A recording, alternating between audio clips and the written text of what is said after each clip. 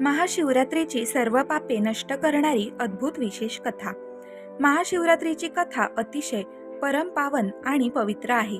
या कथेच्या श्रवण किंवा वाचनाने नकळत घडलेली सर्व पापे नष्ट होतात, अशी ही दिव्य कथा जी सूतजीने शौनकादिक ऋषींना सांगितली होती। चला तर कथेला सुरुवात करूया। विंध्य पर्वतामध्ये एक शिकारी राहत होता। तो हिंसक आणि निर्दयी होता।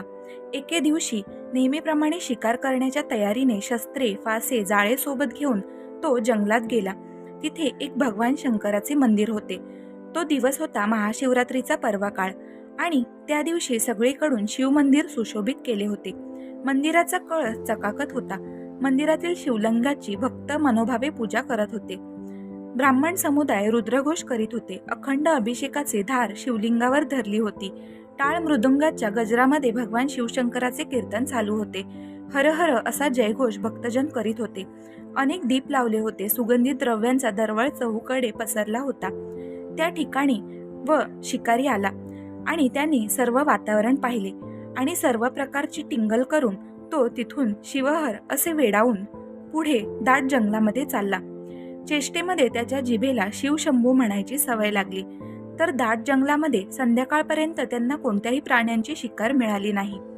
जंगलामध्ये दाट काळोख पसरला। आकाशामध्ये चांदण्या चमचमत होत्या। फिरत फिरत तो शिकारी एका सरोवराच्या तीरावरती आला। तिथे एक बेलाचे वृक्ष होते। शिकारीसाठी ती जागा योग्य आहे असे वाटून तो त्या वृक्षावरती चढून बसला।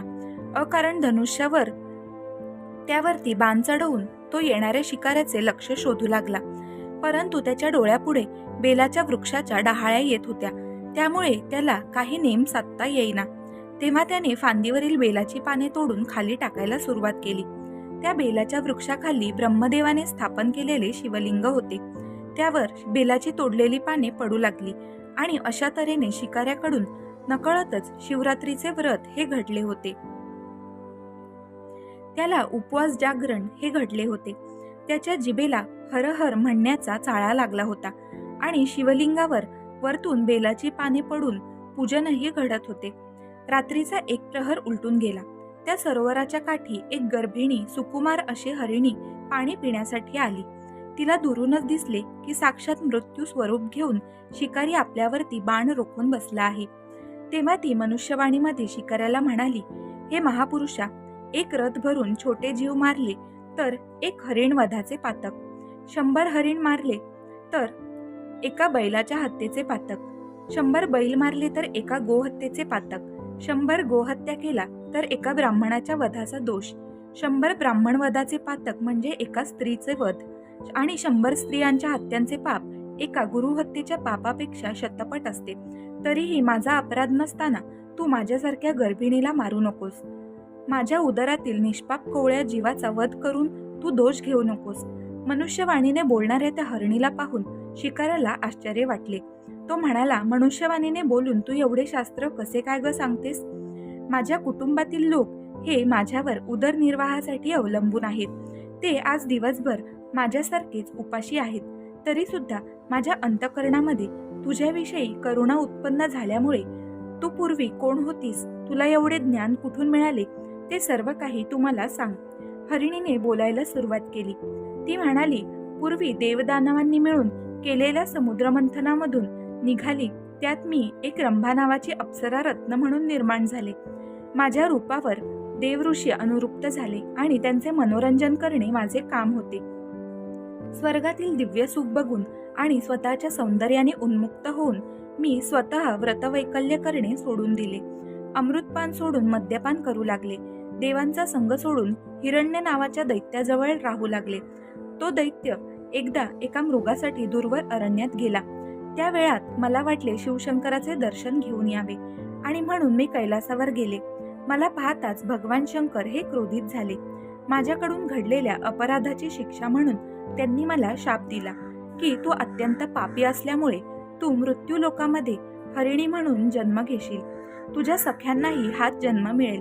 हिरण्य राक्षस मृग होऊन तुमचा पती होईल। तो शाप ऐकून मी भयभीत झाले आणि शिवशंकरांच्या चरणी शरण जाऊन त्यांना उशाप देण्याची विनंती केली। तेव्हा त्या दयाळू भोळ्या शंकराने मला उशाप दिला, 12 वर्षे पूर्ण झाल्यावर तुम्ही तात्काळ माझ्या चरणात याल, त्याप्रमाणे मला मृगयोनीमध्ये जन्म मिळाला. मी गर्भिणी असल्याने प्रसूती काळ हा जवळ आला आहे. तेव्हा मी ठिकाणावर जाऊन गर्भ ठेवून येते. त्यानंतर तू प्राण घेतले तरी चालेल. शिकारी म्हणाला, तुझ्या गोड बोलण्यावर माझा विश्वास नाही. खोटे बोलून हर तऱ्हेने प्राण वाचवावा हे प्राण्यांनाही कळते. तेव्हा तू महापापांचे उच्चारण करून शपथ तर घेच, मी जाऊ देईन. त्यावर हरिणी म्हणाली, मी जर खोटे बोलत असेल तर ब्राह्मण कुळामध्ये उत्पन्न होऊन जो मनुष्य विद्याशास्त्र शिकत नाही, संध्या करत नाही व सत्य आणि पावित्र्य यापासून वंचित असतो, त्याचे पातक हे माझ्या माथ्यावर पडो. वेदांची विक्री परत वेडा, दानात विघ्न, गुरु विष्णू शिव यांची निंदा करणार, यांचे येतेची निंदा, द्वितमताचा प्रचार करणाऱ्याचे, त्याप्रमाणे देवळामध्ये पुराणे ऐकताना पान चघळणारे, देवळात स्त्रीबरोबर व्याभिचार करणाऱ्याचे पाप मला लागो, असे ती म्हणाली. जे नवरा बायकोचा विवाह करतात ते या जन्मी नपुंसक होतात.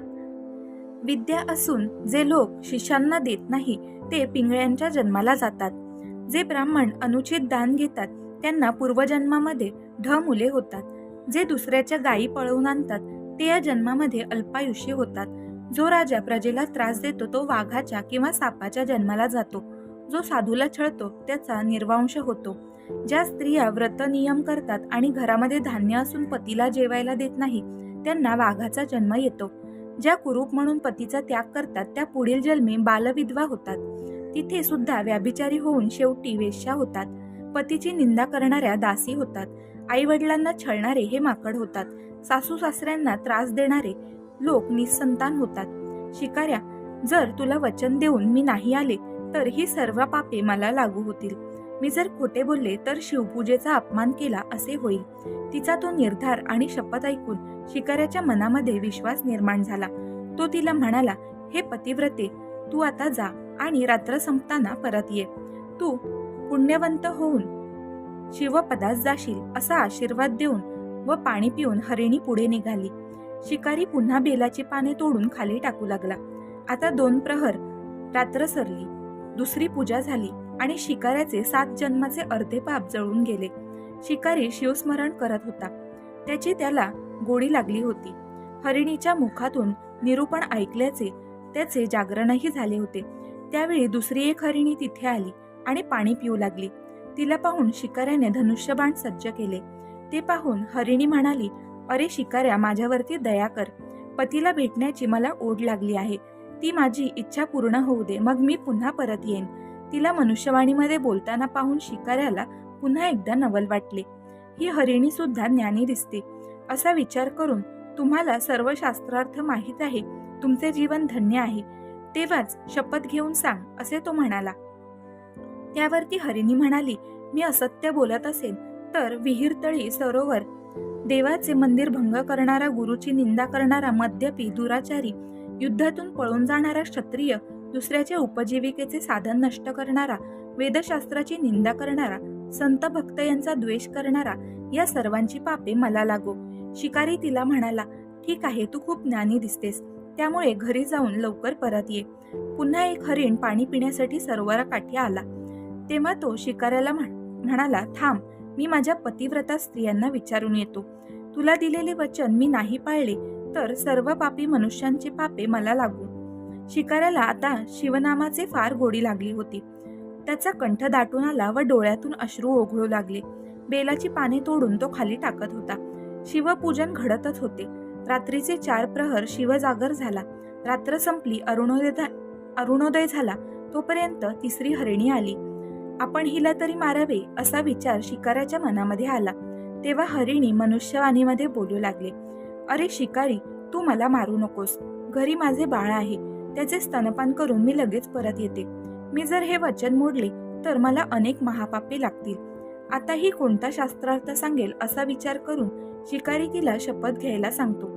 हरिणी तेव्हा बरीच पापे करणाऱ्यांची यादी सांगून ही सर्व पापे शपथ मोडल्यावर मला लागतील असे म्हणून पुढे निघून जाते.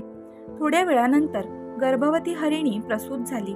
तिघी हरिणी, एक हरिण व त्यांची पाडसे शिकाऱ्याकडे परत आले. प्रत्येक जण माझे शिकार आधी कर असे म्हणू लागले. त्यांचे ते बोलणे ऐकून व परस्परांमधील प्रेम पाहून शिकाऱ्याच्या मनामध्ये करुणा उत्पन्न झाली. तो झाडावरून उतरून खाली आला आणि हरिणींच्या पाया पडला. तो म्हणाला, तुमच्या मुखातून निरूपण ऐकून माझे जीवन धन्य झाले.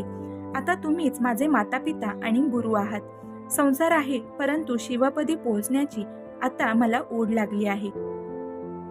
असे म्हणताच आकाशातून एक विमान आले व त्यामध्ये व्याघ्रंबर नेसलेले शिवगण बसलेले होते. किन्नर वाद्य वाजवत होते व विद्याधर गाणी म्हणत होते. देव वर्षाव करू लागले व हरणांचे शरीर दिव्य झाले. शिकारी त्यांना नमस्कार करत शिवहर मंत्र म्हणू लागला. शिवशंकर प्रसन्न झाले. शिकारी व हरिणे हे विमानात बसून शिवपदी गेले. मृगांना तारामंडळात स्थान मिळाले. भगवान व्यासांनी लिंगपुराणात जे वर्णन केले आहे त्याचे हे प्राकृतमध्ये वर्णन केले गेलेले आहे की महाशिवरात्रीची व्रतकथा श्रवण केल्याने सर्व पापे नष्ट होतात. ही कथा ऐकणारा खरोखरच पुण्यवंत आणि धन्य होतो. अशी ही महाशिवरात्रीची कथा या ठिकाणी समाप्त होते. तर मित्रमैत्रिणींनो, तुम्हाला ही गोष्ट कशी वाटली हे आम्हाला कमेंट करून नक्की कळवा. जर तुम्हाला ही गोष्ट आवडली असेल तर व्हिडिओला लाईक आणि तुमच्या फॅमिली आणि फ्रेंड्ससोबत शेअर करायला विसरू नका. त्याचबरोबर आपल्या क्रांती मराठी या चॅनलला सुद्धा नक्की सबस्क्राईब करा. व्हिडिओ शेवटपर्यंत पाहून तुम्ही चॅनलला खूप सपोर्ट केलं त्याबद्दल तुमचे मनापासून आभार. धन्यवाद.